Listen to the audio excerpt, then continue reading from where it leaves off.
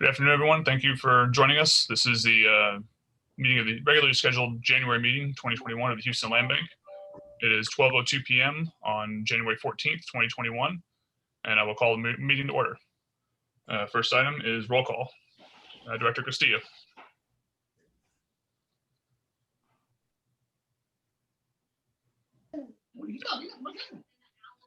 Present. Director Collins. Is present. Director Deonda. Present. Thank you. Director Galloway. Present. Director Hall. Not here yet. Director Jackson. Not here yet. Director Johnson Rose. Not here yet. Director Lampley. Present. Director Mondragon. Present. Director Vasquez. Not yet. Director Vignot. Here. And Director Zeiss is present. Director Stone, ex officio Director Stoneham. Present. Advisory Committee Member Ferran. Not yet. Advisory Committee Member Marquez. Present. I see. Committee Member Williams. Not yet. And Committee Member Zale is not here yet. Okay, we do have a quorum. So moving on, item number 2, public speakers. We did not have anyone register by the deadline yesterday, and I believe that we have guests here today from one of the consulting companies that is on the agenda. Very good. Thank you. Item number 3, consideration and adoption of the meeting minutes from the December 10th special meeting. Is there a motion? So moved. Thank you, Director Mondragon. Is there a second? A second. Second by Director Collins, I think I heard first. Any further discussion? Any questions? Hearing none. All those in favor of adoption of the minutes from last meeting? Aye. Any opposed? Motion carries. Item number 4, Chairman's greetings. Greetings, everyone. Thank you for joining us. Looks like we have some advisory committee members joining from Mr. Williams and Ms. Zale. Happy New Year. I hope this is a better year than 2020. It sometimes feels like this is the 13th month of 2020, but we'll see how it goes. First item of good news is we did close on the first 2 parcels of the Yellow Cab property on December 31st and completed the option for the middle parcel. And I believe CEO Haynes will have more details on that in her address, but that is a great step forward for this organization and for the city and for affordable housing inside the city, close to downtown. So thank you everyone for your support on that and your work on that. It's a really great step for us. On a more sobering note, I feel compelled to address the events that happened last week at the Capitol that are just deplorable and embarrassing. And I think one of the things that must be noted is the disparate response by law enforcement between the riots at the Capitol and the protests this past summer for Black Lives Matter. It's something that should be noted often and loudly and studied and concerned. And it just is, I hope that this peaceful transition of power continues. And I hope there's no more violence. And I just had to address that before. I can't not address something like that happened. So I hope that this continues to be more peacefully and we have a new administration that is better than the last. So I'll leave it at that. And moving on, I'll move on to the committee reports. First up is Chair Vignot. Good afternoon, everyone. At this point, I'd like to turn it over to Gonzalo to go ahead and provide us with the updates on our financials, please.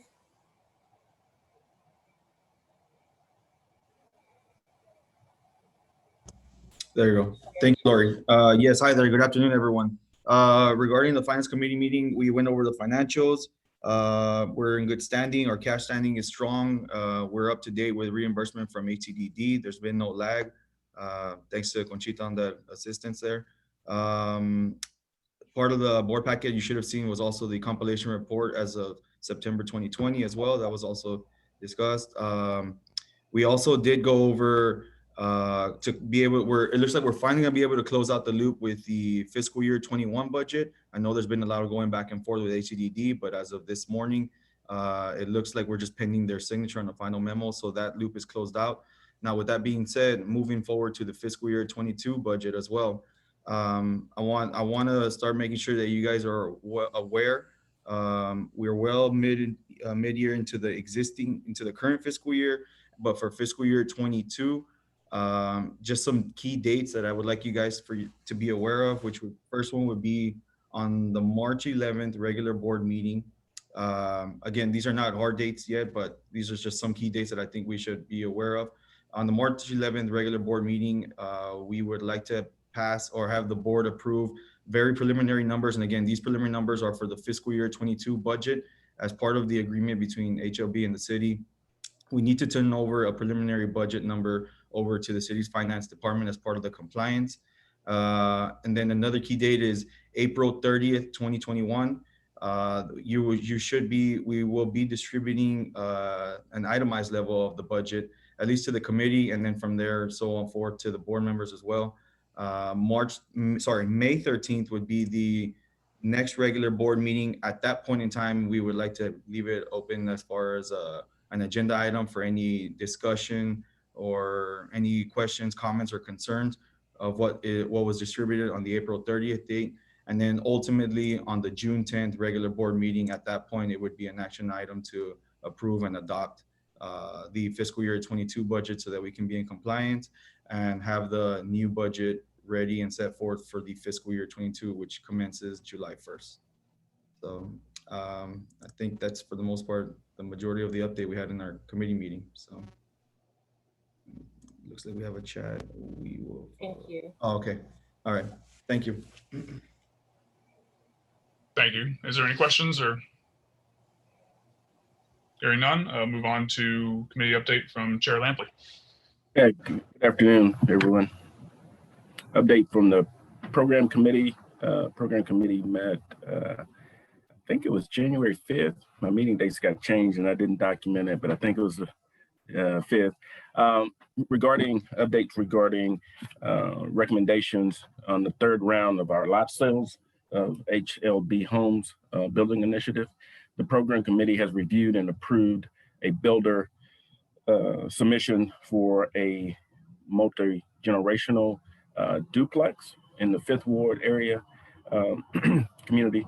The details of the proposed sale will be described in action on the agenda, action item 8, I believe it is. And we, of course, recommend it moving forward with that item. So the second item was our, I guess we've had in our inventory about 17 lots that were assigned out to CHODOs, the Community Housing Development Organization. We have moved forward with executing those closures, and they're currently at the title company for closing and should be completed and closed out in early February.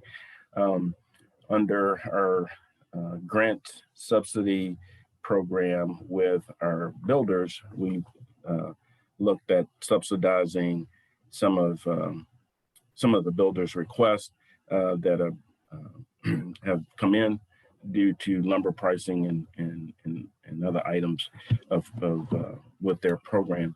The invitations were mailed out to all the builders in the latter part of December. Staff have received a few responses so far, and we will be briefed on all those submissions in the next month or so as they continue to come in. And I think we've mailed out approximately 32. And that program that we've set aside has an initial budget of about $60,000.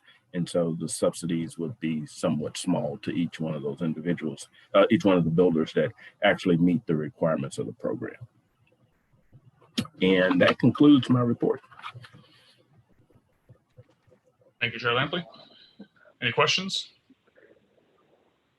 Seeing none, moving on to the Oversight Committee, Chair Castillo. Hi, can you hear me? Okay, Yes. great. I had some audio issues earlier. The Oversight Committee did meet last Thursday on the 7th. And we were anticipating at this board meeting to have a look back for the lot maintenance contract. That has been moved to the February meeting, just to give staff more time to compile all the relevant data, and because we have quite a full agenda this month, so that'll give us time to properly review that and provide information to everyone here. So at our Oversight Committee meeting, we did review the schedule for upcoming procurements as this committee will transition to the Oversight and Procurement Committee. And we also reviewed the pre-qualified planning contractors item that is on our agenda today. So moving forward, we'll continue to receive updates on our procurement schedule at our monthly meetings. And then next month, we will have the lot maintenance contract review for discussion. That concludes my report, unless there are any questions.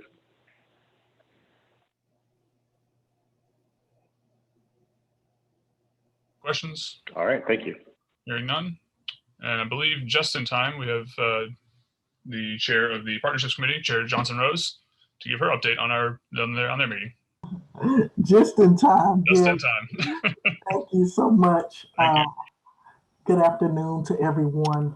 The Partnership Committee did have a brief meeting on this month, and there is a new opportunity with a potential grant that we do need to discuss with Chase.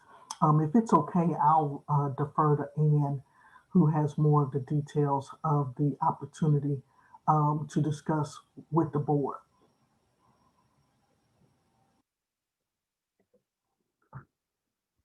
Sure, would you like me to do that now or when we get into the agenda item? Let me just do a brief introduction of it. I didn't realize that it was on the agenda officially, but just know that it's an opportunity with Chase for us, and we will talk more once we have that particular item come up. Okay, that's great. Thanks. Sure. And I have mentioned it at previous board meetings. The grantor is effectively JP Morgan Chase Foundation, which does nationwide investment in many things around urban revitalization, including affordable housing. They approached us actually directly through contacts and networks related to a preservation of affordable housing theme. And in speaking with a community partner, My Connect Community in Gulfton, who is focused on, in part, preservation of affordable housing and their affordable housing stock, which is actually naturally occurring, not necessarily subsidized housing. And it's one neighborhood where we don't have enough single family housing. It's actually a place that doesn't have a diversity of building stock. So we talked about a potential project, which JP Morgan Chase awarded My Connect Community with the grant, and then we would receive a sub-grant of that to help support the effort. And it's going to be pretty exciting because it will look at both the affordable housing multifamily stock and what role, if any, the land bank could have or other partners in the neighborhood to assure that affordability long-term with an adaptive reuse. And with any adaptive reuse or existing affordable housing, we need new production. So we would be chiefly looking at areas of Gulfton that may be underutilized parcels of land where we could effectively acquire and build new single-family home ownership opportunities. And at the same time, also connect those renters in Gulfton to our network of housing being developed throughout the city. So it's in many different ways. It's a really systems approach to Gulfton. The lead would be the My Connect community organization in Gulfton. Gulfton is a complete community, a lot of C words here on part of the mayor's agenda. And they did identify wanting to see new production of housing, about 300 units in the complete communities report. And so this would start to look at the feasibility of that. So it's very exciting. And I think it's great to start to have a relationship with these grant organizations that can continue to support some of our work if we develop a good relationship with them. Absolutely. Thank you. Anything else, Director Johnson Rose, or does that complete your report? No, sir. Thank you. Thank you. Moving right along, item number 6, sorry. President's report. President Haynes. Okay, good afternoon, everybody. I've got a couple of updates. We're going to make it brief because there's a lot of material this week or this month as usual. But I wanted to actually share with you something that Jen Allison, who I believe is here somewhere, her box may have disappeared, but we are really proud of our home buyers. We're really excited about when they get a new home and how they celebrate and enjoy their lives in these new homes. And we were really pleased to see one of our home buyers get really excited for the holidays. So we're going to test my technological skills, but we're going to show a quick video, but it's always better than me just talking. So Jen, I do see you now. Okay, good. I'm here. Want to do the setup before I press play? Go ahead. So this is Mr. Ronald Walker. He works for HCC. He's a counselor. He's been there for many years. His address is, he's in Acres Homes. He is on a street by the name of Randolph. Anticipates retiring in about 2 to 3 years. I'm trying to think of everything about him that you guys may be interested in. He purchased his house in July of 2020. The purchase price was $175,450. And his mortgage is almost about $1,200 a month. He's a standard purchase, which means he did not go through the CLT model, but he purchased directly from Houston Land Bank. When talking to him and during the video, you'll see how excited he is about the opportunity to actually be a homeowner. And I just wanted to share this with you guys because at times we forget what we're doing and how much it impacts the citizens of Houston in such a positive way. Okay, I'm going to press play and hopefully it all works. Hello. How are you? Great. This is good. Oh my God, this is great. Everybody check this out. Look at that. This is so cute. Oh, thank you. You made those yourself? Yes, I did. Oh, All wow. my decoration, I pretty much made it. The door, garland, and everything. Oh, I see it. Well, can we come in? Certainly. Thank you. I'd have you in. Thank you. Oh, check out the door. Oh, the Christmas cards. Every time I come over here, I'm amazed. So. These cards are from friends over the years. I saved them every year and put them up somewhere. Oh, nice, nice. So. Oh, come through. Let me show the house all the way through, just right quickly. Okay. This is the master bedroom. I sleep in here in comfort now in my own home, next to the Houston.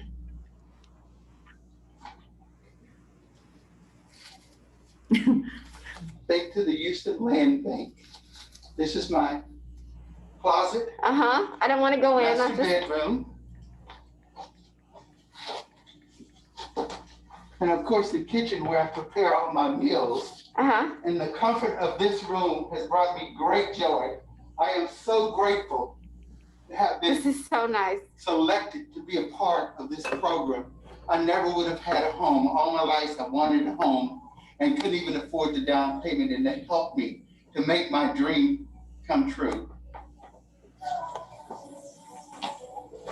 That's the kitchen. I'm putting groceries away. That's okay. It looks nice. Looks truly nice. Have you done anything to your deck? Yes, I have. I have a barbecue pit, and I have a little settee out here. Okay. Let's take a quick look. Very nice. Very, very nice. This is so homely, like just very nice. This is my kid. Which Okay. I'm so proud of. Right. Okay. And we're just about out of time, but I wanted to know if you wanted to show us anything else. Well, the washroom, which I'm so grateful to have. I used to go on my porch to wash in the apartment. And now I have my very own washroom inside my house. And I'm really grateful for that because I'm 72 years old and it's a great joy for me, believe me. I can Not to have to imagine. carry clothes to the washing. I can imagine. Of course, here's my tree. I tried my hand at decorating this year. Looks great. Trying to use the designer touch with the large bulbs. Right. You can come over to my house next year. So thank you so much for giving me this opportunity. And I wish that everyone would check out the Houston Land Bank because you can too have a home just like me. This is my dream come true, which I thought would never happen. It might have happened late in life at 72, but it happened. And I'm so grateful to the program because without the program, I would not be here living in total bliss. And a Merry Christmas and Happy New Year to everyone. Thank you, Mr. Walker. Thank you very much. So that superbly exciting, and I think you can all see how thrilled a home buyer is. We could probably do 30 of those with people that have bought houses in both programs over the last 2 years, but I think it's just a real testament to what we're all doing. And actually just wanted to thank, I think Anderson Stout joined from the Housing and Community Development Department, and I think this was a new home development program house purchased through the standard purchase, but just really thankful to the city partners for also being able to also reach a broader spectrum of affordability. That's really, really key. So that's exciting, and we'll be able to share that with everybody. I did want to also share in my president's report an exciting update. And of course, I need to get to the right screen here. But and guys, that was totally impromptu. I called him because I was in the area and I said, hey, I've got an idea. Would you welcome me in your house? And he said, sure, come on by. And so I guess if we do another one, it'll be a little better than that, but that was totally impromptu. So, but I hope you enjoyed it. I really do. it was wonderful. Gracie said we should put this on our website and share it with news stations. Yes, absolutely. I think that we'd be able to do a kind of a shorter version potentially just to be able to do that. And I think as we go into the new year, basically having these conversations with other people in our two programs. And I just wanted to show that really thanks to all of your help, support, and work. We have a first annual year-end summary. It's about 12 pages. Mr. Walker is greeting us from the actual cover. I'm scrolling through it now.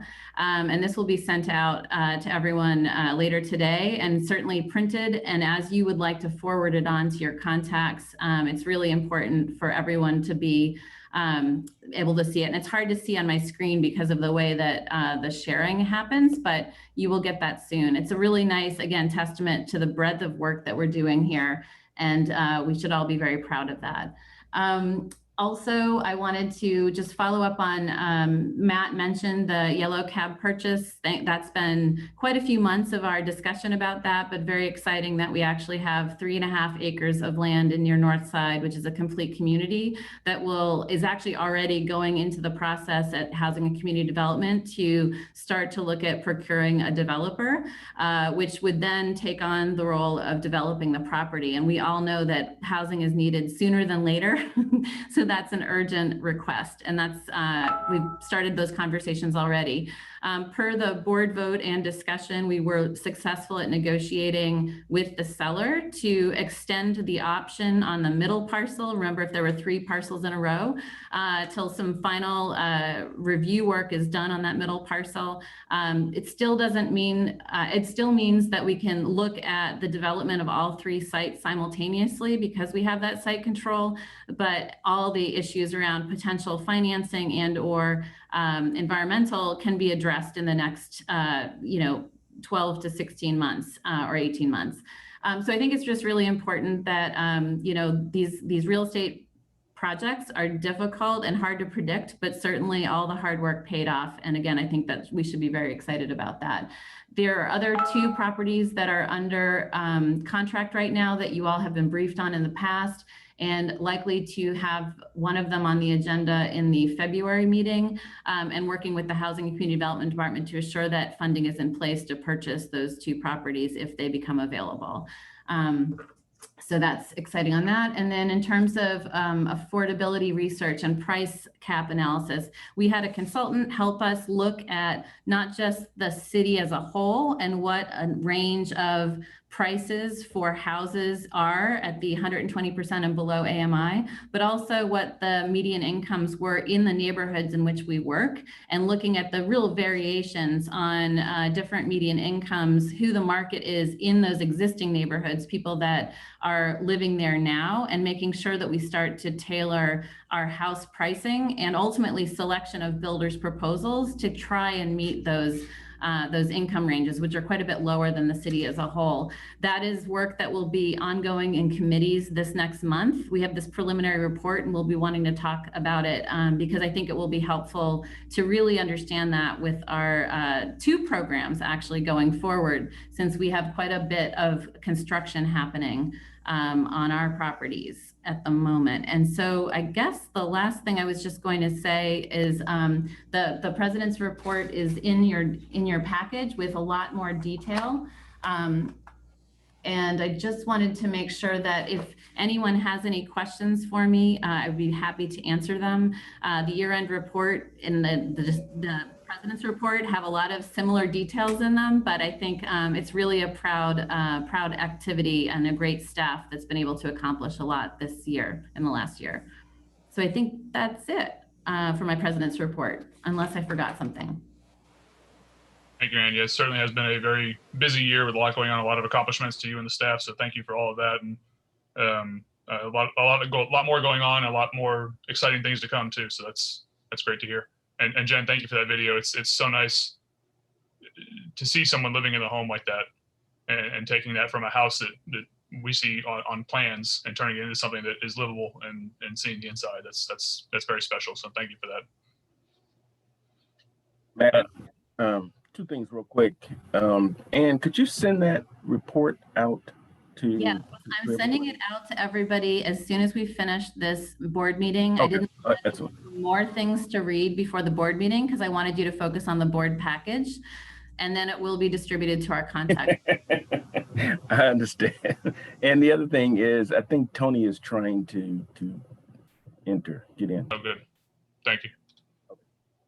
No, she's here. She's admitted. I see Antoinette Tony Jackson. She's admitted. She's Is she here. having trouble hearing? Possibly I can ask her to unmute, but she is admitted. Okay. I don't see her on the screen. Oh, because we have so many people today, you actually have to, there's an arrow to the right. Mhm. Okay.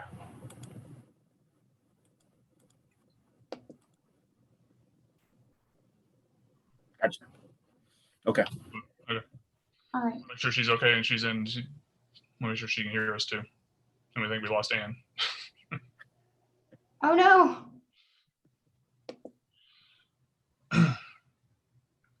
Let me Okay. call. Yeah, Mary, we get Ann back in, and we'll continue with next up on item number 7 is Mayor's Office / Complete Communities Report from Executive Director Chris. Mr. Chair, Yes, ma'am. hi, I'm sorry. I'm driving, so I'm having trouble unmuting. I just wanted to make a comment that, well, first of all, I've been on for a couple of agenda items, but I'm driving, so I couldn't unmute myself. But I also wanted to mention that if we put something like a video on the website, we need to get releases from the people. It's one thing to show it at the board meeting, but really need to get the person to sign a release. You are correct. Thank you for that.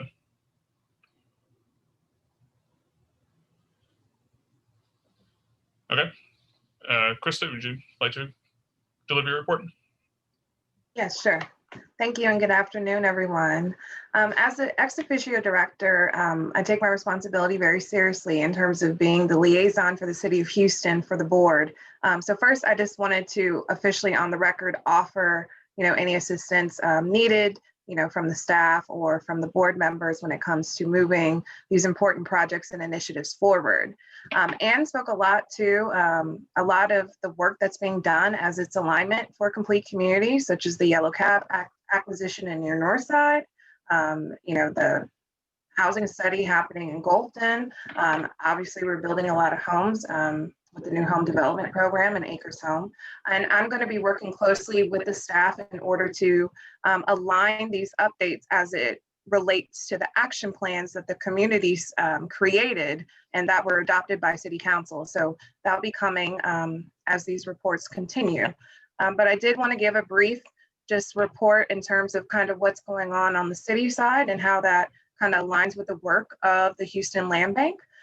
One of those updates is a community design workshop / charrette that will be hosting in partnership with the American Institute of Architects, the Houston chapter, and the National Organization of Minority Architects, Houston chapter, focusing specifically on 5 complete communities, which are Acres Home, Alief Westwood, near Northside, Sunnyside, and Fort Bend, Houston. Each of those communities that I named have what we're calling either an anchor hub or a catalyst project that has arisen from the Complete Communities project. And we would like to have a design workshop with the community in order to create a visualization of some of the aspirations they want to see to help support the action plan, having the different renderings and streetscapes and such.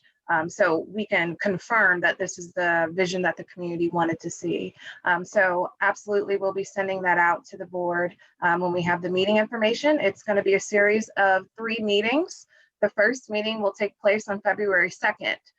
That one's more so focused on educating the community and the design community about what is community-led design, what exactly are we trying to accomplish, and what does success look like, and then of course educating the crowd about what is Complete Communities, what's been done, and where we're going. The second meeting would take place on February 20th. That's the actual workshop itself with the community members. We would have different breakout rooms for each Complete Community to kind of dive deeper into some of the aspirations and such for each community. And the third meeting will be presentation day, and that will take place on March 6th. So once again, I'll send that out once it officially is created by the American Institute of Architects. The second quick update is yesterday, City Council approved the lease agreement for the Sunnyside Solar Farm. And for those who may not be familiar with that project, that's the former landfill site on the intersection of, I think it's West Belfort and Reed Road. It's right next door to Sunnyside Park. I can send more information shortly about that in terms of the press release. But that's really excited in terms of turning a former brownfield site into the nation's largest solar farm in the United States. So yeah, that's just a quick update. I saw that Ms. Galloway has a question. I will wait till you finish your report. That was just letting you know. Go ahead and finish your report, okay, honey? Yes, ma'am. That was the conclusion of my report. So I'm prepared for questions. Okay, now the question I have, you just stated about the area that the city is going to be hosting these meetings with the various communities that deals with Complete Community. Yes. That'll be staff of the city. I mean, who are the persons going to be coordinating this? Thank you. Good question. So the American Institute of Architects is putting out the call to action from their various design networks. So various design firms. Okay, so they will be volunteering the service of the city. I mean, are they getting reimbursed or paid? Okay. No, ma'am. This is all volunteer. This is all volunteerism. Okay. Okay, so now, as you're aware, Setagas was a Complete Community as well. So why Setagas was not added to this, this for the community to coordinate this effort with the community on the Complete Community? Yes, ma'am. So Setagas, in terms of the 10 Complete Communities selected by Mayor Turner, was not on the list in terms of the Complete Communities. They're Acres Home near Northside, 2nd Ward, 3rd Ward, and I can provide a map. No, Setagas was, Setagas wasn't, it was Cashmere Garden. Yes, ma'am. Okay. And we okay. are discussing a round 2 for the other 5 communities that are not a part of this workshop at the time. Okay, is it feasible that since we are doing Setigas as getting homes, because the mayor, that is one of his priorities to rebuild Setigas since it's been on the books so long. Could they volunteer for that? Because that would save the land bank a lot of money. Could we look into that perhaps as well? I don't mind bringing it back to the team. I think we can also incorporate that as we discuss the agenda item for the planning study, because okay, the all right. workshop will touch on some of the things Okay. needed. Okay, thank you, honey. I appreciate it. Thank you. Thank you. Mhm. Thank you, Director Stoneham. Any other questions? Hearing none, we'll move on to item number 8, board action items. First up for consideration is 8A, consideration and possible action to accept program committee and staff builder lot selection recommendations for round 3 lot sales under the HLB Home Building Initiative for 3420 Russell. And I believe this is the item that Director Lampley mentioned in his report about the multi-generational housing. So I believe there's a staff presentation on this. Yes. Thank you, Dries.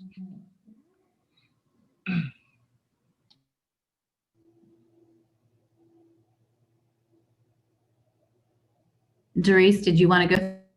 Yes. I'm pulling it up right now. Give me a moment. Okay. This is actually one of the recommendations that we held back from the December meeting. We wanted to do a little bit more due diligence on this because this would be our first actual duplex that's approved under the traditional program. We did the same actual evaluation process whereby, we had a review committee and we brought it to the program committee and it was discussed before the December meeting. And then we also went back and asked additional questions of the builder, who is Fifth Ward CRC, exactly what their plans were with the duplex. So just as a quick recap, like I said, Fifth Ward CRC is the actual approved builder that was proposing the duplex. It would be the lot that's awarded is 8,400 square feet and it's located in the Fifth Ward. And the actual duplex would be the size of 1,501 square feet. And essentially what they described, what their vision with this was, it would be not the traditional duplex whereby you would rent out the additional unit, whoever the owner would be. It would be something that would be multi-generational, whereby if you have an elderly relative that you're wanting to stay with you, but they're wanting their own separate space, or if you're a caregiver to someone in your family, this would allow someone to have their own space on one side and another family member or someone very close to actually stay in the same, vicinity where that person could still take care of them. So it's something that we think that when the committee discussed it, we think it's actually something that would be very good for this neighborhood because a lot of people, live with their families. So it would provide, a little bit more than the actual traditional single family home setup. So the committee reviewed it and everything looked good. I can give you the actual particulars of the sales. So as Chairman Zeiss stated, the lot is 3420 Russell, is located in Fifth Ward. The purchase price of the actual lot would be $21,924. And the proposed home sales price is $211, $678. I'm sorry. So that's $211,678. My apologies. And the actual HCAD number is 070-106-003-0008. And once again, that builder is Fifth Ward CRC. So they're actually very familiar with the neighborhood.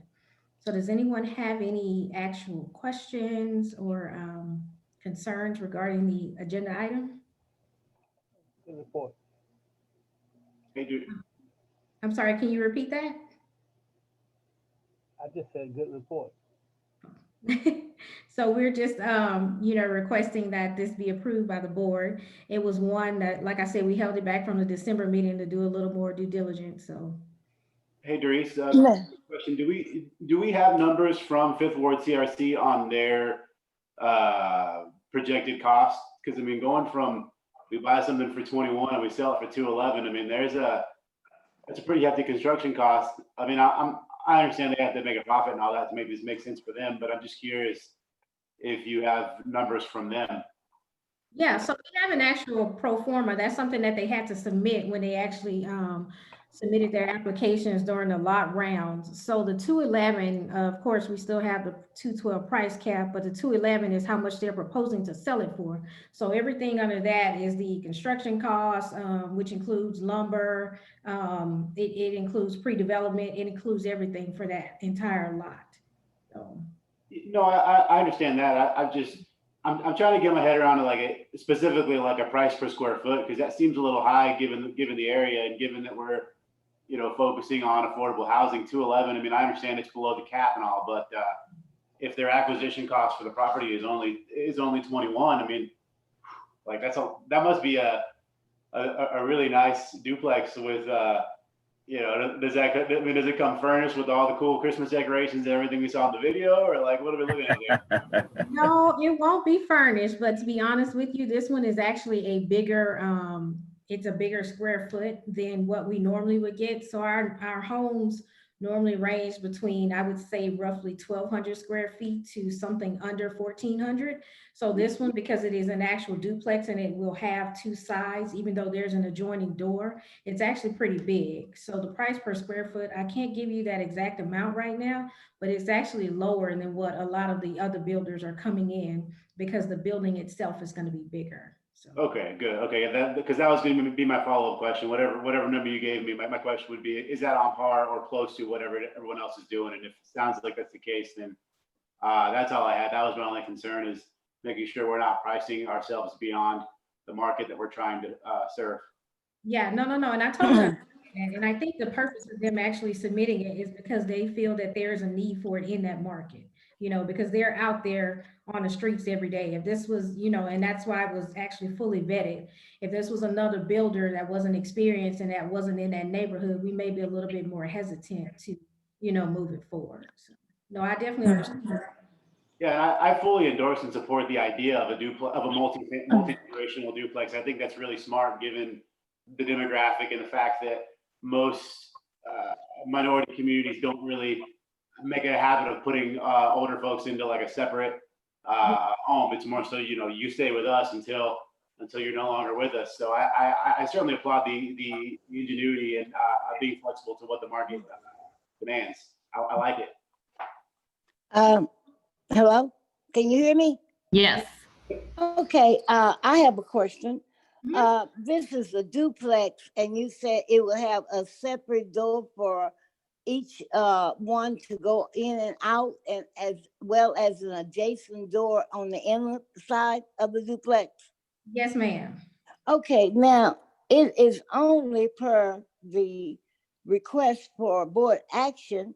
It shows that this is a duplex and it's only 1,501 square feet. That's for the entire duplex? Yes, ma'am. These must be little box rooms. I mean, 1,501 square feet, and it's going to be $200-some thousand. Yes, ma'am. I don't see. If I could, if I could, Ms. Galloway, just to add a little clarity to it. Okay. The duplex section is all contained within the living quarters of the structure itself. And so what separates it is a entryway with a door that's lockable. And you basically would lock the door or leave it open at their choice, but you could enter room throughout the house from the main house to the added room of the house. And so it's just a bedroom with some living quarters in it, but it's not a separate structure, so to speak. So it's all contained within the footprint of the 1,500 square foot. Okay, and so they feel there is a need for housing of this nature in Moulton, in the area, because I mean, I know exactly where it is over there by Tepley Park. Okay, all right. Yeah, and that was one of the reasons we held it, because we had questions as well as to the build out of it. And if it was truly a duplex, I had some concerns with common areas and how would that be accounted for.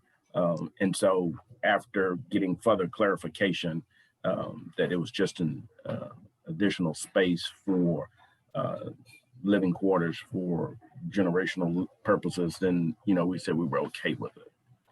Yeah, when in this low socioeconomic area, I don't know how that would be. Okay. So evidently they must have a buy-in mind for something like that, because that's certainly not based on income in this community that I live in. I don't know how they will want something like that in their a separate doors for home to keep someone. But all right, that's all. No other comments. And this is Tony. So does the second quarters have a different address? No, ma'am, it does not. It's all one address. So it's not. So the classification is actually not correct. It's not truly a duplex because it's not a second living. Right. It's not a duplex. So we're calling the classification is incorrect. Well, and that's what's the confusion and stuff, because that's not a correct classification. Right. And so they submitted it as a duplex. So, you know, we're going to call it a duplex, but in actuality, it is a home that has separate quarters, but it's all continuous. It's not anything. Yeah, it's a home that essentially has a mother-in-law suite, but it's not a duplex. Essentially, that's what you could call it, a mother-in-law or you know, a suite. That's actually inside. Yeah. Well, I'm just saying. I mean, in real estate, duplex has a specific, criteria, and more importantly, it's two separate living quarters that have two distinctive, different addresses. So that's why I asked the question about the address. Right.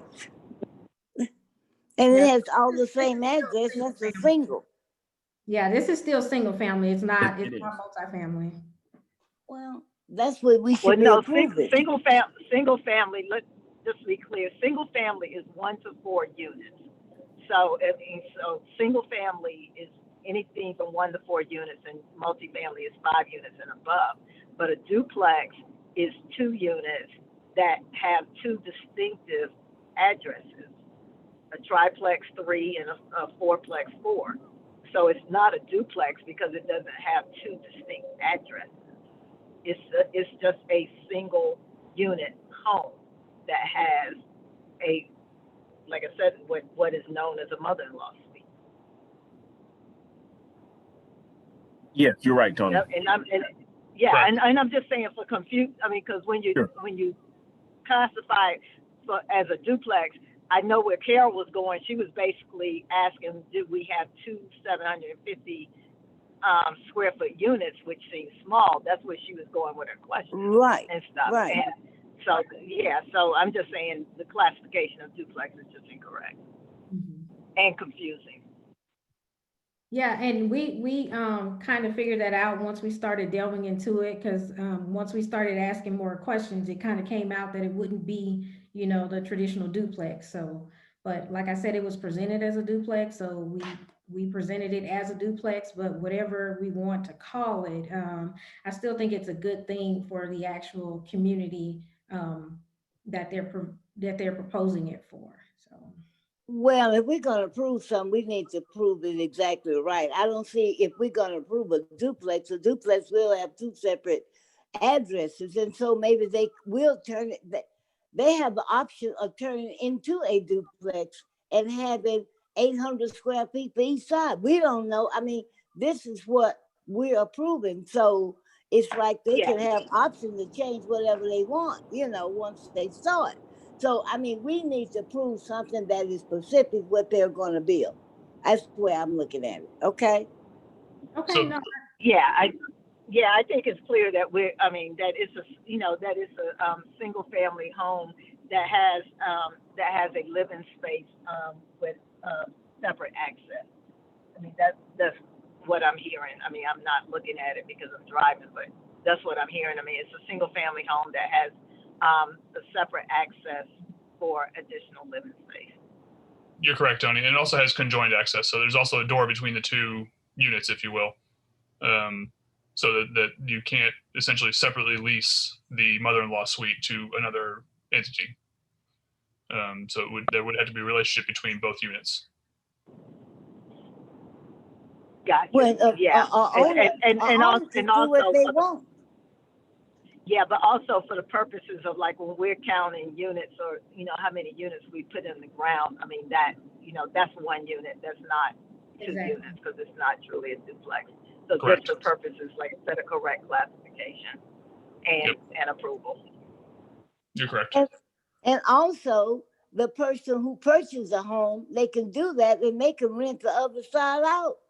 And so, this is not, I just can't support something that's not worded correctly, that's what's going to actually be. So That's the all. word duplex is not in the item at all.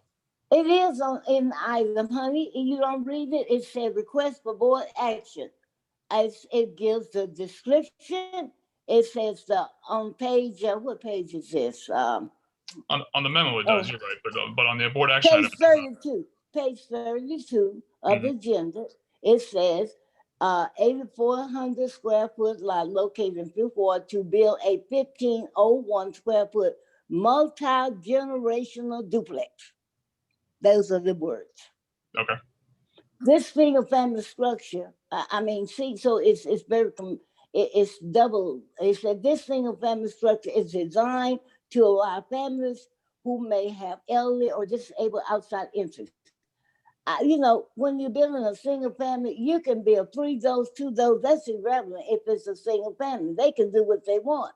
But when we put it like this, they can buy the one side and rent the other side. It don't have to be for a person of a family member. I mean, it can be rented. How we gonna know? We won't know once it get built, and So then they can pay for itself. No, Denise, I I believe it's don't in our like the covenants word. that they're not allowed to lease the home. We have provisions in our documents that we file that don't allow them to lease it. And we also do long-term compliance with the city of Houston, so. How you know if they're gonna lease it? If I buy the place, how you gonna know if I say, oh, I'm gonna move how you gonna know if I move my mother in or not? I could tell somebody, yeah, when you come stay, I got an extra space over here. I'll lease it to you. How you gonna know? We trust that our You buyers want the city abide by their won't know covenants. that, honey. Well, we wouldn't know that for any of our homes if it's something that's paid in cash. I know. That's what I know. But this one, you certainly won't know, and that's what it states. May I ask a question, Mr. Chairman? Yes, ma'am. Did this proposal come up to the committee that Curtis chairs? Was this reviewed already by the committee with a positive recommendation to the board? Yes, ma'am, it was. Okay, so that means to me that this has already been debated. The other thing that I want to know is that Fifth Ward Community Redevelopment Corporation is the developer of this particular lot. I think we've had a very positive relationship with them over the years. And I think that affordable housing in the city is going to have to become more dense. So it's going to be something that we are going to have to tackle as a board and figure out what we're comfortable with. But I just wanted to clarify that this was brought before the Builders Committee before it was brought to the board. Oh, Matt, Yes, sir. can we approve it as a single family residence and just move on? We can, if you'd like to make that motion. Sure, I would. Okay. So the motion on the table is to approve item 8A as a single family residence. Second. Second. Second by Director Galloway, I heard first.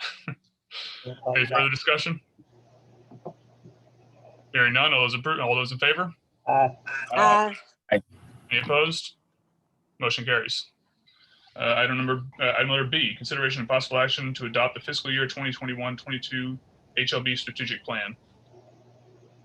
I believe you've reviewed this multiple times. Oh, Anna started sharing your screen. Yes, and I'm back. Hopefully we won't have errors again with our Wi-Fi signal here at the building. It's cut out twice. They're doing construction next door and I'm worried that things might be happening. So like another time when I presented, I may cut off right in the middle of a mid slide, but basically what has been sent to you all is what I think is an integration of all of the comments we've received to date. I believe you can see my screen, but we've really had quite a bit of dialogue with survey responses, special meetings, an ad hoc committee that met twice. We've worked really closely with the staff to flesh out goals and actually to try and simplify and make actually pretty straightforward our goals for the next year and a half, or essentially the 2 fiscal years. What you have in your packet, I'm going to read through very quickly, just the highlights, high level. And what we're requesting is concurrence with the basic goals, the goals and the framework of the strategic plan. We definitely have a little bit more work to do to flesh out the details of how we get there. But what was included in your packet is an illustration of how the staff is proposing to start to meet those goals that we're putting together. Basically, the overarching goals or program themes, as you might say, increasing affordability options to support Houstonians, building an inventory to provide more affordable housing in rapidly changing neighborhoods, and demonstrating comprehensive approach to neighborhood development, as well as organizational excellence. How are we going to get there? With strategic geographic focus, and I can give you more detail on that in a moment, especially depending on program. Implementing program refinements. We know that both programs want to continually be refined to be more impactful. Strengthening community engagement to ensure the work that we're doing is on behalf of the community and serving the community, and identifying new partners and new resources to do the work more impactfully and strategically. Some principles came up in our discussion, both with the staff and with the ad hoc committee. Being a good neighbor, really the best, that's the goal. Remaining agile to opportunity, encouraging innovation, considering the 2-for-1 impact. When we do one thing, how can we make it that much more impactful by doing something else? And compliance and accountability, of course, to continue to oversee things. The 2 slides that I would have your attention on is really those items that I just read through in a matrix format with a summary of some of the sub-strategies and goals on how to get there. And before I go through this, there's 4 goals again: increasing affordability options, building the inventory, and then demonstrating neighborhood development, as well as organizational excellence.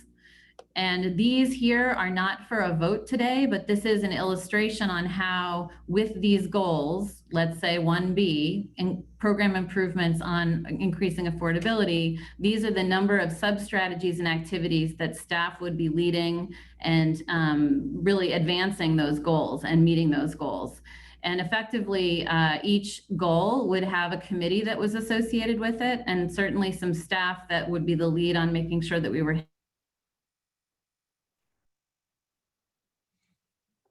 back to this framework. I want to make it clear that, we still have, and we heard loud and clear, that there's plenty of work to be done in the neighborhoods that Laura has been investing in for a very long time. And that is absolutely our focus, where we are using those HLB inventory clusters, the existing neighborhoods, places where we have land and we're selling it, to do the majority and focus of our work. Where we partner with the New Home Development Program, which is part of the mayor's initiative, we are, especially in the build inventory category, but we are being asked to support the Complete Communities effort and the expanded neighborhoods that entails. Certainly, as we look at program refinements, there's some program refinements that we need to look at on our typical traditional building initiative, where we sell lots to builders, as well as some improvements in the New Home Development Program, so that we can again try to achieve the most and the best outcomes for Houstonians. No matter what we're doing, increasing affordability or building inventory, making sure that we're really focused on community engagement, both being able to people within the communities or and specifically home buyers and potential home buyers in those neighborhoods. And then certainly some strategic, maybe longer term, evaluating some longer term projects that may happen on the road, put our towards things that would continue essentially achieve the goals that are here, which is increasing affordability options and building inventory. The one I wanted to mention specifically about the demonstrating neighborhood development, this is really in conversation at the ad hoc committee and other board members. We have a lot of lots in Settegast. We have a huge opportunity there to double down and be able to achieve all of our goals, including pilots to try and really look at how we can be the most impactful in a community. This is a really unique opportunity, and I will credit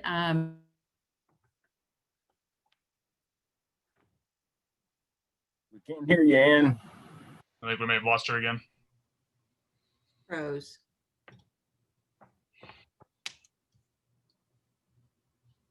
I think we lost her. I think we lost her. So we've seen the strategic plan multiple times. I think this is kind of the final form. Yeah, we lost her. Are there any specific questions about the strategic plan that people have in mind, or? My only comment is the plan, basically the plan is fine, but then there are items in the plan that she mentioned that will require approval prior to implementing, right? Correct. Okay. Yeah, this is just an overarching plan. This is not approval of all the individual items in the plan. It is just kind of a direction forward that we just wanted to adopt to make sure we're on the same page, but then individual items that require either expenditure or deviation. This is an adoption to move forward? Sorry? This is an adoption to move forward? Yes, sir. Okay. So are we approving a draft or are we approving a final document? Because this document has draft on it. I believe this is the final document. I would ask that we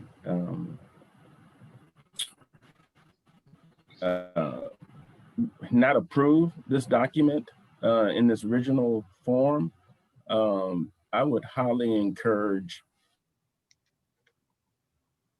City Gas, the private developer, to see exactly how, if we move forward with the document, what changes or additional items that we would want to particularly highlight, such that we're focusing on a partnership agreement. We have not, the board itself has not met the developer, has not have a presentation from the developer. This is not. This is not that item.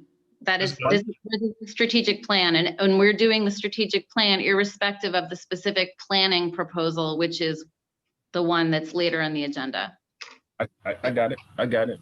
I understand. Okay. Sorry, I didn't mean to interrupt you. Would you like to finish? Yeah, no, my point is that those actions, you said this is a final draft that we're approving. Mm-hmm. Okay, so my point is that this draft is heavily influenced by City Gas, the subdivision of City Gas. And we have not come to a clear understanding of how we're going to move forward with that development. We have a private developer who's wanting to partner with us. And my point is that we have not met with the developer. We don't know the developer's missions, goals, whatever their involvement may be in that community or their desired input in that community. So in order for us to shape the footprint, I would highly recommend that we meet with that developer or developers prior to moving forward on action items B, C, and D. So Curtis, just let me explain from a strategic plan. I'm just going to focus on the strategic plan for a second. The strategic plan was written in a way to flag the opportunity that we have in Settegast. It has one minor sub-activity that is related to the planning effort. But this is really about the area of Setagast in the next 2 fiscal years that we can achieve impact, which has a lot to do with selling our lots. That is all that's incorporated in this item 3 or column 3, which I'm so sorry I can't share my screen anymore. But the goal for Demonstrate Neighborhood Development and calling the Setagast flagship demonstration district, we're looking short-term and long-term. This strategic plan is for the next 18 months, the remainder of this fiscal year, next year. No matter how good the process might go with planning and partnering with the developer, that area in the forest is well past the next 2 fiscal years. So this is really starting the process to lay the groundwork for significant impact and work in Setagast, so we can put our resources, our time to really focus in one area and get a lot of bang for our buck. Are we talking about B or C? Which one are we talking about? Considering B right now. Okay. Item B. So it's really just the framework, and it is on page of your document. We're really looking at, and I would say the goals, the overall goals, overarching goals and strategies, which are on the board book, page 38 and 39. On the PowerPoint, it's pages 4 and 5. That's what we're asking for your approval on, because those are very big picture goals that we are now fleshing out the details of how we reach those goals. I absolutely wanted you to see the detail in draft form, which is how we reach those goals, so that we can effectively really meet the objectives of this organization and the board. I feel very strongly that I have heard many things that have been said in many sessions to try and integrate that to a fairly straightforward plan here. And respectfully would love a vote of confidence that the big picture is heading in the right direction, and we will continue to work together on the details to make sure that we can achieve impact the way the board would like to see. Okay. I expressed my concern, and I'm still, that's my position. I just think that city gas is the focus of probably 75% of this strategic plan. And I don't think I have no issues with the text itself. I have issue with proceeding with the text with a heavy emphasis on a single project that I feel myself, and I'm sure some of the other board members may feel the same way, that we have not been completely briefed on this major component. And so if we were to talk, I have a presentation by the developer to get a better understanding of what this final drive may be and look like, that would give me more comfort. So I can only speak for myself. But Question, Mr. Lampley. Sure. Are you saying B and C and D are tied? You saying C and D are tied to B? Yes, they're all related. Okay. And I would disagree with that statement, Curtis. You said 75% of the strategic plan is focused on Setagast. I don't think that's true. That's not true. I think 75% is focused on everywhere else, and Setagast is a component of that to be a flagship component, but it's not acquiring properties in our clusters. It's not just contained to Setagast. That's Sunnyside, Acres Homes, 3rd Ward, 5th Ward. That is a strategic plan for the entire organization, not just one flagship project. Heavily influenced in the strategic plan. Sorry, say that again for me. I said city gas is heavily influenced in the city in the strategic plan. Okay. I would say it's addressed in the strategic plan. I don't know that it's influenced in the strategic plan. And before this was in developing the strategic plan, Setagast was not the focal point. The focal point was the entire organization. Setagast was a piece of that. And in the ad hoc committee and conversations with staff and other people, Setagast was part of it, but it wasn't the focus. It's not. Yeah, I'd like to amend my motion. Okay. that we move forward with approval of the strategic plan with any items of the plan related to city gas, that we not proceed with those items until we have met with our potential future partner developer. Second. And that's something that I agree with. And that's something that isn't works based on our conversation earlier or later last week that we're going to continue with. So, so the motion on the table is to accept item B with the amendment that any further action on SETA gas be moved upon after meeting with the private developers in that area, or private developer in that area. Is that correct? That's correct. And we bring back those related items for final approval.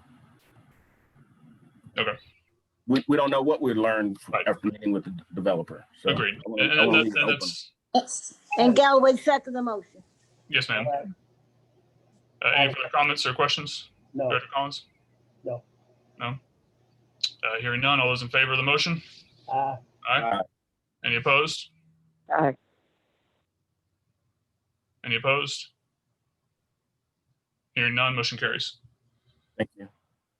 Moving on, item number 8C, consideration of possible action to accept proposed pre-qualified vendors for urban planning and market analysis services to establish a not to exceed amount to be paid for services from each vendor for fiscal year 21 and 22.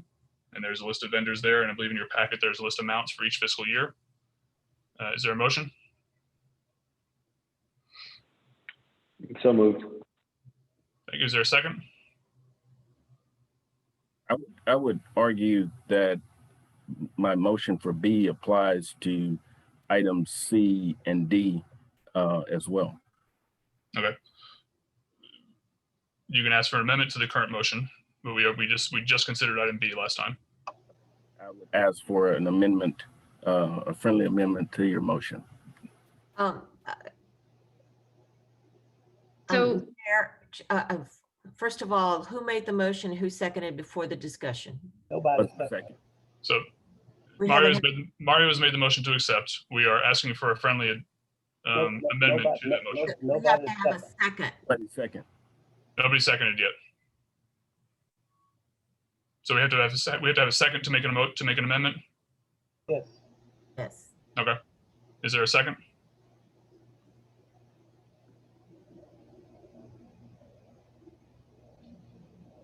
Anyone? Lori has raised her, Vic now has raised her hand. Oh. Yes, I'll second. Thank you. I believe there's a consideration for an amendment to that motion in second. Director Lampley? Yes. Should I repeat it? Please. Okay. I would like to make a friendly motion to items 8, C, and D, that those items are not executed on until we have met with a potential partner in the city gas community, since these items are related to the city gas. For the most part, they're related to the city gas project. Chairman Zeiss, I don't mean to interrupt, and I'm not sure how the motion process works, but I just would like to make a clarification on item I'll C. second it for discussion. I'll second it. So we don't, so we're asking currently right now, item C is under consideration. Right. There's been motion to approve by Director Castillo, second by Director Vignot.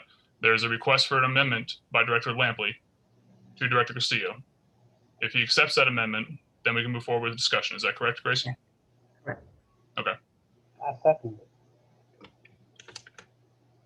So Director Castillo. So I have a question on this, because not all of these planners are related to SETI gas, but I didn't. Most are How not. are we going to apply this amendment just to the ones that are related to SETI gas? Can that be more clarified? Let's do them separately then. I would, yes, I would, yes, I would like the motion to include any of the items that are directly included or related to the city gas, any work that's related to city gas of these items not be executed on until we've met with the developer in the city gas community and then come back to the board for final approval to move forward. I accept that. I would accept that as well. So one point of clarification, Curtis, I want to make sure you say you use we, who that meet with the developers. Who can we define who we is? I'd like the developer to come to the board and present. Okay. I mean, we don't need a committee meeting. And We Matt, need I a want, board. We don't need to present to the board. Okay. I just want to make sure I want to make sure that yeah. it's not a committee. It's not one or No, two. no, I appreciate the clarification. Yes, sir. Okay. and Matt, So- I want to further complicate it. Okay. Item C4, item C8, I will abstain. Item 5, I will vote against. That's it. And of course, one clarification, Utile is already on the contract with us, right? But I'd like to have them as an official pre-qualified vendor within this slate. Yes, they have done work with us I before. thought they already were. On small scopes of work, they have been independently contracted. We want them to be one of the official pre-qualified vendors for use in, again, small scopes of work going forward. This is a very standard procedure to No. pre-qualify vendors. And you already have them on the contract, so what's the problem? So there is no problem. We're just adding them to a not to exceed amount, so we can use them in the future. Okay, well, I'll just say, item 4, I abstain. Item 8, I abstain. And also, item 8, we have on the contract, right? I'm not sure. I believe we used them in the past, but I don't think they're under contract right now. And these amounts that are included here include the amount that we have spent so far. We secured them because we needed to do test fits for acquisitions, which is why we need planning contractors on board and part of our group. So what this does is it formalizes them as part of the pre-qualified contractors as a slate of contractors. I'm going to ask it again. Do you not have a contract with Asakura? We have a Utile? letter engagement for a scope of work. We have a work order. You don't have a contract. That's why we want them here, so we can have a And that's my full question. umbrella contract. Do we have a contract with them? Yes, for just one specific scope of work. And a contract with Asakura Robertson? A small, based on a specific scope of work. Okay, well, you have my no and my abstention to number 4, no to number 5, and abstain number 8. And why I'm abstaining, because I've had a working relationship with number 4 and number 8. Understood. Thank you, and noted for the record. Okay. So I believe we're still at the point of Director Castillo accepting or not accepting the amendment from Director Lampley. Is that correct? I accepted the amendment. Okay, thank you. And the second was, help me, Gracie, I forget who the second was from already. Well, I'm a little confused as well, Matt. I'm sorry. I was trying to. Second from Mr. Collins. I think we, I think the second was Ms. Vignot, actually. Big Now was Yeah. the second. And so, Director Vignot, do you accept the friendly amendment? Yes, I do. Thank Okay. you. I'm sorry, I misspoke. No, you're fine. He seconded as well, but I think Ms. Vignot was first. Okay. Okay, Right. so item on the table for consideration is letter C, with the amendment that any work related to the SETA gas project will be after the meeting with the private developers with the board. Is there any questions or discussion? How are these voted on separately, or are we voted on 1 through 8 all together? I'm trying to figure out Why don't we do them separately? Because my motion is confusing. Yeah. Right, it sure is. Yeah. I'd rather do them together, but we can do them separately. Yeah. So this is a very specific process of procurement that is part of procurement law in terms of indefinite quantity services for professional services. you usually do them as a slate of contractors of pre-qualified vendors. And so I guess the question is, can you take each one independently to define what that slate of vendors is? And you may get most of what you want. I'm just going to object to the ones I mentioned. You know, Well, you can't, because if the motion, no, if the motion is for the slate, you can't, you have to separate in order to vote different. You cannot. It is a slate, and we're not going to separate. So Director Collins, you'll either have to vote no or abstain. I understand. So Okay. Go right ahead. Okay. So we're going to call the vote for item letter C. All those in favor? Aye. Aye. No. No Any for opposed? Collins. No for Collins. No for Collins. No for Galloway, I heard. Any other no's? Hearing none, motion carries. Okay. Item D. Consideration and possible action to authorize the CEO president to execute a contract with APD Urban Planning and Management in an amount not to exceed $83,918 for urban planning services related to Settegast Community Development Opportunity. Is there a motion? So moved for discussion. How much was the amount? $83,918. Okay. I might be looking at the wrong packet, but it says 85.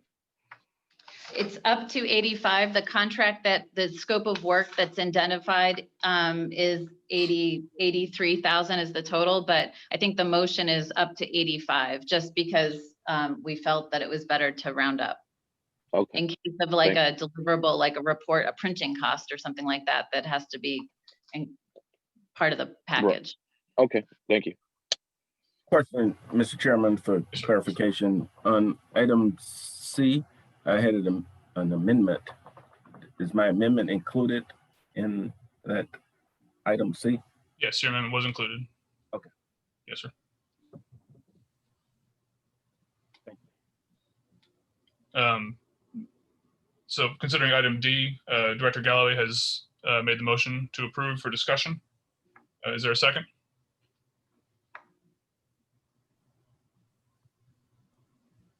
I would like the same motion amendment applied to item D. Yes, sir. Well. So I believe we have a second from Director Mondragon. Okay, Yes. thank you. And there's a amendment from Director Lampley to that motion that the board will meet with to approve, but the board will meet with the private developer before action is taken on this item. Is that acceptable to Director Mondragon Second. and Director Galloway? Thank you. Second. Any further discussion? Hearing none. I'm sorry. Let me just go ahead and mention this real quick. When the mayor lives on to HLB, what she stated as to what this architect group is doing for the complete neighborhood, did we speak with them to try to get the same issue maybe for Settegast area and taking that $80-some thousand and using it elsewhere to better the community? For this project, it is just related to Settegast. I know. I'm aware I of missed your that. question. That's not the same thing that they are doing the study like this is what you're planning for Settegast with this company. Is that not correct? Is that not correct? That is correct. Okay. Well, no. So what I'm There sorry. are some differences. I believe, I wasn't here for all of Krista's presentation, but I believe the scope of work for those AIA involved charrettes or work sessions is a little different than the scope of work that we felt was necessary in Settegast from a infrastructure and public financing component. That would not normally be what the AIA does, but as I believe Carol requested, which we would go, like we're going back to speak with the developers and have them come meet with the board. We will investigate what, if any, services the AIA could provide for the Settegast area. Okay. Apologies, I misspoke. Repeat the motion again, Matt. So the motion is to adopt item D, but the staff will not engage the consultant until after the board has met with the private developers in the Settegast area. And agreed to participate And agree to participate in the cost. What is, let's define participation. Well, I mean, why should we? Well, you know what? Not to belabor the point, I sent you and Ann an email, which I think you should share with the board, and that's why I would suggest that we just table this item until we get that issue resolved, because that's some discrepancies in the number of lots we own versus the developer, and I need my questions answered. And maybe you should share that information with the board, because I responded to you directly. But Yes, I saw them last night and I've passed them to staff so we can confirm for you. I know, but the board hadn't seen what I sent you. So, and those types of questions are exactly the questions that this consultant would aid us in answering, because we don't have the bandwidth to answer in staff, and so we need assistance with this consultant to answer those questions and get the exact right information to act on with the developers. But we should be able to determine how many lots we own, and it's still not clear to me, because I get a lot more lots that we own than we show on our inventory. It's a lot more lots, and you really need to look at it, sir. I did. I'm serious. And then review what I gave you, and then share it with the board. So we're only going to lose a month. Maybe by that time we meet with the developer. Well, this has been a conversation since last September and October. So it doesn't matter, and I'm serious. So that's hey, the board can do what it wants, but I just can't. I have a lot of answers I need as a board member. And I agree, and you will get them, and we are working on them. But it's important to engage enough staff and enough consultants to answer their questions properly and correctly, because right now we just don't have that. We don't have this bandwidth to have the questions answered properly and completely. And that's what this engagement will do for us. We should be able to determine if the lot inventory is correct. We don't need a consultant to tell us that. We have our lot inventory correct. We don't know what the other lot inventory is. I don't think so. Okay. So we're gonna do that reconciliation as you requested on specifically what our lot ownership is. Within the yellow area. Yes, right. Understood. And I completely understood your questions. Well, I until I get that answer, I can't support this. Okay? Understood. I'm just being candid. Is there any other discussion? Hearing none, I'll call the vote. All those in favor of approving item D, with the caveat that the staff will not engage until after the meeting with the private developers? Aye. Aye. Aye. Aye. No.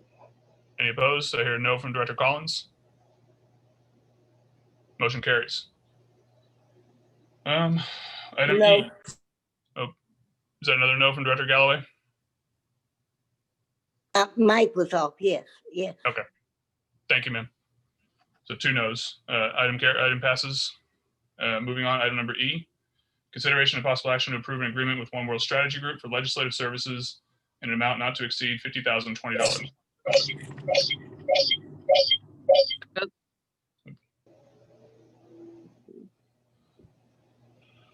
Is there a motion? I'll move to approve the agreement with One World Strategy Group. Thank you, Director Castillo. Is there a second? Second. Second by Director Johnson Rose. Any discussion? Discussion? Hearing none, all those in favor? Aye. Aye. Aye. Any opposed? Abstain. Director Collins abstains. Motion carries.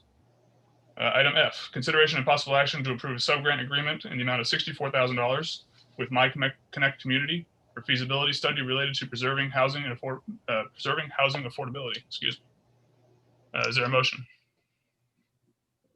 Mr. Chairman, I'll make the motion. Thank you, Director Johnson Rose. Is there a second?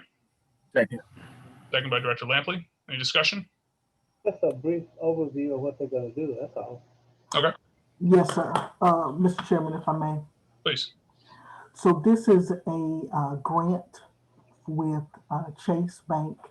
The grant is regarding preserving housing affordability in the Gulfton area.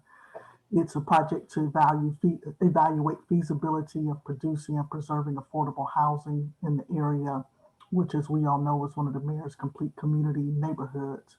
and to consider the role of organizations in housing economic development ecosystem, including Houston Land Bank, in order to ensure equitable community and affordable housing. The total grant is for $150,000. We would be a co-participant in the grant as the land bank. Our portion of funding would be $64,000. The goals of the project is to develop a comprehensive housing strategy of how to advance affordable housing goals in the Gulfton area. Secondly, to identify ways to preserve affordable housing in that particular market. Third, to identify sites that may provide for the production of new affordable housing.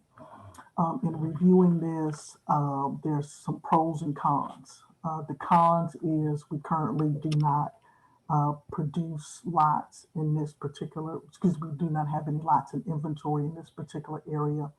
And the second con is that this is more of a consulting type of work, feasibility type of work, which is not our usual work of execution of the sale of lots. So those are the cons. The pros of it from the committee's perspective is number one, positions us to look at affordable housing and lots in the Gulfton area. Two, it's a new area that's been identified as a complete community for various reasons, and it gives us the opportunity to identify lots in that particular area that could be ideal for affordable housing. Three, this opportunity connects us with the national philanthropic partner like Chase Bank. And then four, it's an opportunity for us to gain $64,000 in outside funding sources and diversify and increase our income. From looking at the scope of it, Ian and the staff think that they can manage this project in-house without any additional resources. So again, with that in mind, it would allow us to be able to gain $64,000 into our budget. The timeline for the project is a February start, if all approved, and an end of the year completion date. Thank you. Thank you, Director Johnson Rose. I agree. This is a very exciting project, I think, for the land bank to improve our scope of work, expand our scope of work in different community and in different resources, and to gain access to philanthropic areas that we've not had access to before. So I'm very excited about this. Man, I would just like to add to that and commend staff on their efforts for actually receiving and pursuing the grant, rather, and to receive it. I think this is our first. Yes. Okay. So I just wanted to make that point. I think this is our first, and to congratulate staff and committees for working on and pursuing the grant. And I know that's a big a goal of ours is to pursue more. So normally, you know, as it goes, once you get past your first one, you know, yes, you're home free. So many more to come, hopefully. Hopefully. Oh, hopefully so. Yes, sir. Congratulations. Thank you. Any other comments? Hearing none, I call to a vote. All those in favor of accepting the subgrant agreement in the amount of $64,000 with My Connect Community for a feasibility study related to preserving housing affordability, say aye. Aye. Aye. Aye. Any opposed? Hearing none, motion carries. All right. Hey, Abby.